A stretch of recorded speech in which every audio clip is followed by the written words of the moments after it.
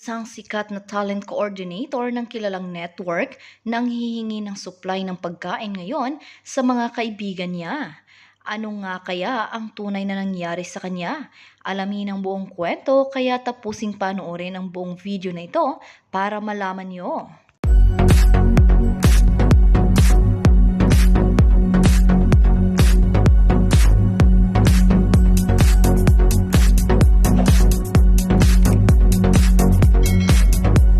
Idinaan kay Manay Lolit Solis ang paghingi ng tulong ng mga taga-Heaven Home for the Aged kay Wawawin host Willie Revillame dahil kinakapos sa ulam at gatas ang mga kababayan nating piniling doon manirahan sa kanilang pagtanda.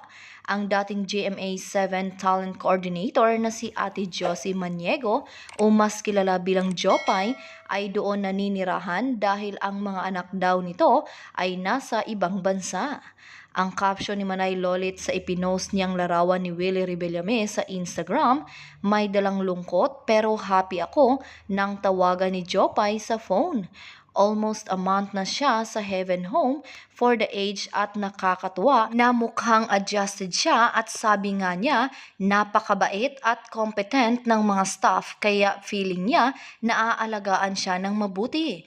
Sa kwentuhan daw nila ng mga staff doon, nasabi niya na nagtrabaho siya kay Willie Revillame as TC or Talent Coordinator. Kaya nagpasabi daw ang management ng The Heaven na sana naman makapagbigay ng tulong ng mga dilata at gatas ang wawawin. Marami raw nagpapadala ng kaban-kaban bigas pero short sila sa pangulam at gatas. Alam ko na siguro naman pag nakarating kay Willie Revillame ang request ni Jopay, hindi niya ito hihindian. Matagal naging parte ng production ni Willie si Jopay na kaya lang nawala dahil nga senior na at medyo nag-coast cutting siguro ang production ni Willie. Konting tulong lang ito sa Heaven na ang daming inaalaga ang matanda. At sa kwento ni Jopay na napaka-competent ng mga namamahala ng The Heaven, parang ang sarap magpadala ng tulong. Wait lang kayo, Jopay. Sure ako, makakarating kay Willie ang request mo at maligaya kayo na nasa Heaven sa tulong na ipapadala niya. Ingat, Jopay. Stay safe and happy. Tawag ka lang basta may gusto kang iparating. Samantala, nagbigay naman ng opinyon si Manay Lolit tungkol sa mga natulungan noon ni Ate Jopay kung bakit hindi sila nag-aalaga sa kanya at ito rin pala ang nais niya na madala sa nursing home. Pagtanda niya dahil ang mga anak niya ay parehong nasa Amerika. Ayaw ko husgahan iyon, mga pamangkin o kamag-anak na natulungan ni Jopay.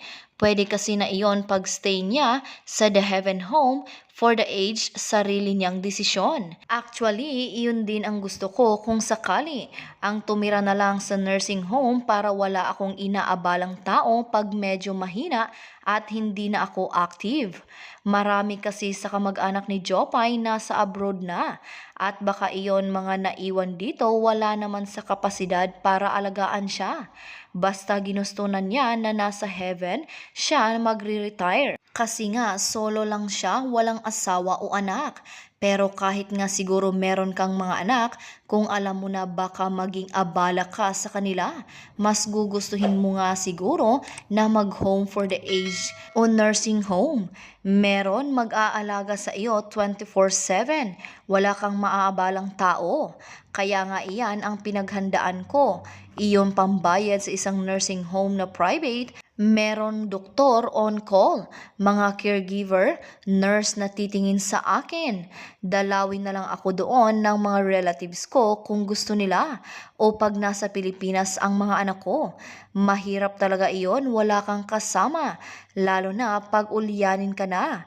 Buti na lang merong mga nursing home for the aged na pwede mong puntahan. Kaya doon nyo na lang ako dadalawin, Salve at Gorgie. Bring nyo ako food ha, minsahe pa ni Manay Lolit. Sa kabilang banda, go get vaccinated. Ito ang mensahe ni Manila Mayor Isko Moreno sa kanyang mga nasasakupan sa Facebook Live address niya nitong Lunes ng hapon, August 30. Nangyari ang pagsasalita ni Mayor Isko matapos niyang gumaling mula sa COVID-19.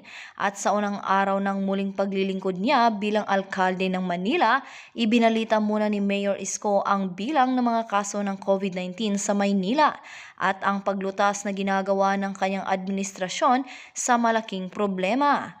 Pagkatapos nito ay ikinwento niya ang sariling karanasan nang tamaan siya ng COVID-19 kaya ipinasok siya sa Santa Ana Hospital para magpagamot at magpagaling. Saad ni Mayor Isko, tinira po ako ng sakit ng katawan. Sobra po mga kababayan, sobra po ako na itinumba nito. Ako po ang nagsasabi sa inyo, itinumba po ako nito, literal. Nahirati po ako sa kama. Masakit po sa katawan, ininda ko po talaga. Akala ko bata ako, okay, hindi. Maswerte ako, akunado ako. Wala akong panlasa. Ngayon konti pa lang yung pagbabalik ng panlasa ko. Patuloy niya. Grabe po, humahapo po kami. Pero salamat sa Diyos nakaligtas kami. Tanong, matigas ba yung katawan ko kaya ako nakaligtas o hindi nadagdagan ako ng proteksyon dahil may bakuna ako? Ako ho to conclude and to share to you the same thing with Vice Mayor Hani Lacuna. Pareho kaming Sinovac. Si Vice Mayor Hani Lacuna ang unang dinapuan ng COVID-19. Nang sumunod na linggo, si Mayor Isko naman ang nagpositibo. Ipinagtapat ni Mayor Isko sa Facebook Live address nito na ang Delta variant ng COVID-19 ang tumama sa kanyang busy alkalde, kaya hinihikayat niya ang lahat na magpabakuna. Ano ngayon ang inyong masasabi sa isyong ating pinag-usapan?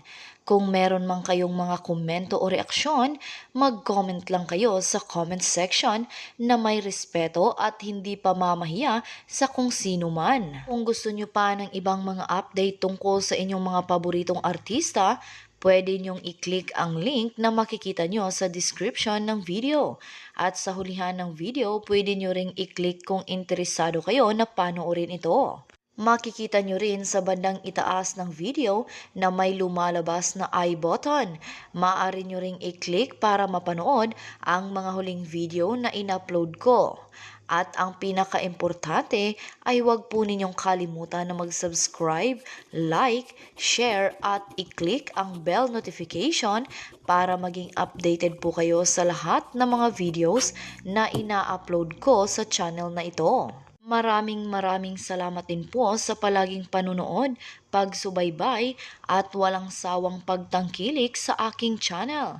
God bless you po. At sa mga hindi pa nakasubscribe, i-click nyo ang subscribe button para hindi kayo mahuli sa mga balita tungkol sa inyong mga paboritong inaabangan.